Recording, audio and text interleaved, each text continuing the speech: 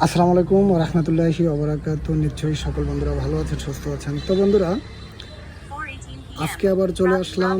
আপনার হাতে স্যামসাং হতে পারে, ভিভো হতে পারে, ওপো হতে পারে, যে কোনো ফোন কেন না হতে পারে, এরকম যদি টক ভয়েসগুলো যদি চালু হয়ে যায়, কিভাবে বন্ধ করবেন আজকে এই ব্যাপারটা টোটালি দেখিয়ে দেব। কখনো কোনো দিন কোনো মোবাইল শপে আর যেতে হবে না। আর বন্ধুরা, ছোট্ট একটি রিকোয়েস্ট থাকবে, আপনি যদি আমার এই পেজটিতে সম্পূর্ণ নতুন ভিজিটর হয়ে থাকুন, তার ক্ষেত্রে এক্ষুনি সাবস্ক্রাইব করে ফেলুন। আর যারা অলরেডি সাবস্ক্রাইব করেছেন, থ্যাংক ইউ সো মাচ। তো বন্ধুরা, আমরা এই মুহূর্তে আমরা এখান থেকে এই ফোনের যে লকটি আছে, লকটি এখান থেকে খুলে নেব। লকটি খুলে নেওয়ার পর আমরা এখান থেকে